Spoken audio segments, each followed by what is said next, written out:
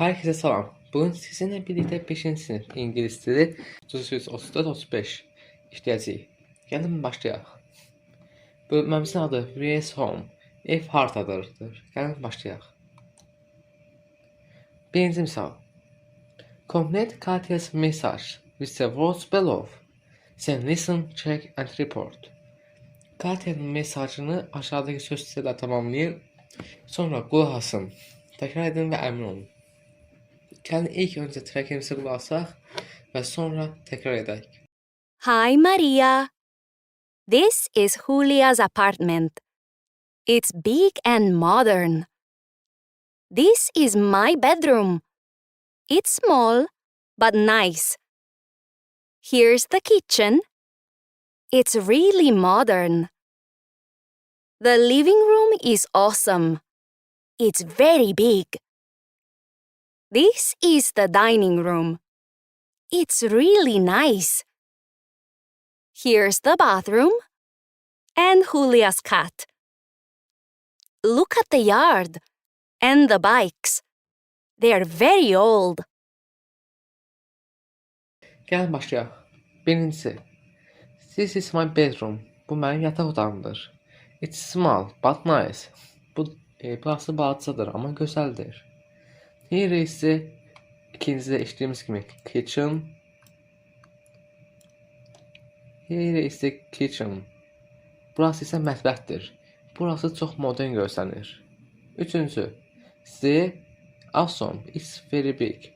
Üçüncü olacaq ki living room. Deyir ki living room çox möhtəşəmdir. Burası çox böyükdür. Dördüncü.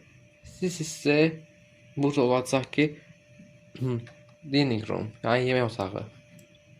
Burası yemək otağıdır. Burası çox gözəl görsənir. Here is the and Julia's cat.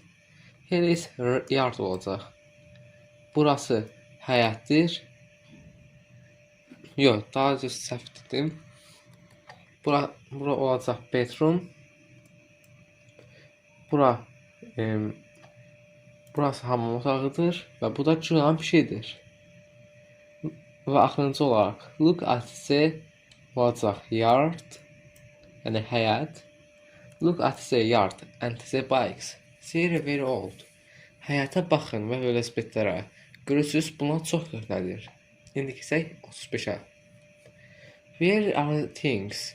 Write the places with the words in exercise 1 in your notebook. Then listen, check and report. İndi biz 3.2 track ilə qulaq asacağıq. Ondan sonra bunları uyğun gələn yerlərə yazacağıq. Yəni ilk öncə qulaq asaq. Yəni burada deyək istəyir ki, məsələn, birincisidə bir yataq verilib. Yataq bedroom, yəni yataq otağında olur. İkincində diş pastası. Diş pastası bathroom, yəni hamamda, tualetdə olur. Onun üçün gəlin ilk öncə trackimizi qulaq asaq və sonra başlayaq. 1, bedroom, 2, bathroom, 3, yard, 4, living room, 5, kitchen, 6, dining room, Trackimizə görə, qulaq asdığınıza görə gəlin başlayaq. 2. In the bathroom. Görür ki, yataq otağında olur. İkinci şəkildə bizə diş pastaları verilib. Toothpaste. Biz bilirik ki, diş pastaları isə bathroomda olur. Bathroom. Yəni hamam otağında. Üçüncü biz həyat şəkli görürük. Həyata bilirsiniz ki, ingiliscə yard deyilir. Dördüncü. İnci 4-də bir dənə divan şəkli verir. Biz bilirik ki, divan living roomda olur. Qonaq otağına gedir. Living room.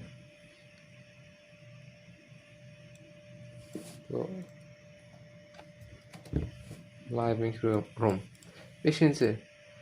Beşincidə gördüyümüz kimi xaldinik, yəni soyuducu şəkli var. Soyuducu isə soyuducu isə mətbəxdə olur. Mətbəxə isə ingiliscə kitchen deyilir. Kitchen. Altıncıda gördüyümüz kimi bir stol şəkli var. Stol da bilirik ki, yemək otağında olur. Onun üçün yazılır ki, dining room. Dining room.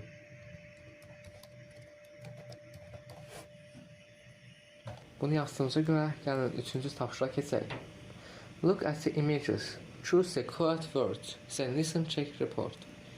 Çəkimizə qulaq asın və sonra isə burada verilmiş sözlərin düzgünləri seçin. Yəni ilk öncə çəkimizə qulaq asaq və sonra düzgün olaraq seçək. 1. A big house. 2. A small apartment. 3. A modern kitchen. 4. An old bathroom. 5. A nice bedroom. Çəkimizə qulaq asdığımıza görə gəlin başlayaq.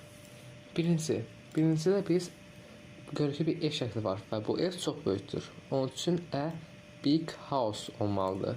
İkinci, gördüyümüz kimi burada evlər var. Bu evlər modern deyil, balaca görsənir. Onun üçün seçəcəyik ki, small, yəni balaca.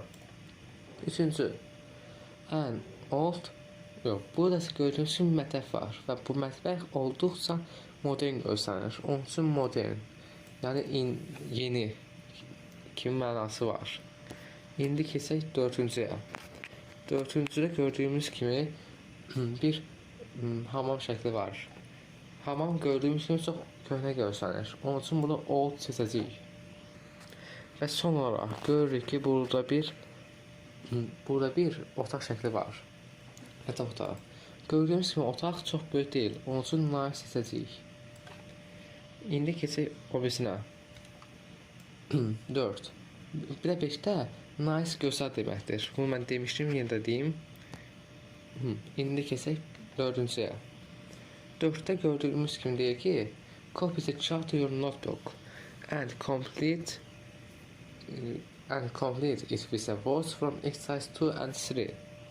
Bizə deyir ki, bu sxemi dəftərinizə köçürün və sonra isə tamamlayın. İkinci və üçüncü tapşırıqda aldığınız sözlərlə. Dedik ki, adjektiv sifətlər deməkdir. Yəni, ilk öncə sifətləri yazaq.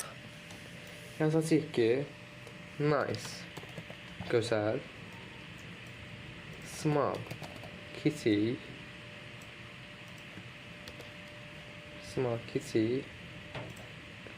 big, böyük, sonra modern, yəni indiki dövrə uyğun, modern. Sonra isə axırıncı olaraq yaza bilərik ki, nə yazaq? Nice, modern, big, small, old yazaq, köhnə yaza bilərik. İndi keçək sonraki tapşırığımıza. Bu tapşırıqda görürük ki, bu tapşırıq isə bizə evin otaqlarını istəyir. Yəni baxaq, bir rum otağını özü verib bizə. Sonra yazı bilərik ki, kitchen, mətbəx, bathroom, hamam, dining room, yemək otağı, living room, qonaq otağı, yard, həyat. Bugün biz sizinlə 5-ci sinif ingilis dili səhifə 33, 34, 35 işlədik. Gələcək videomuzda görüşmək ümidi ilə. Hələlik.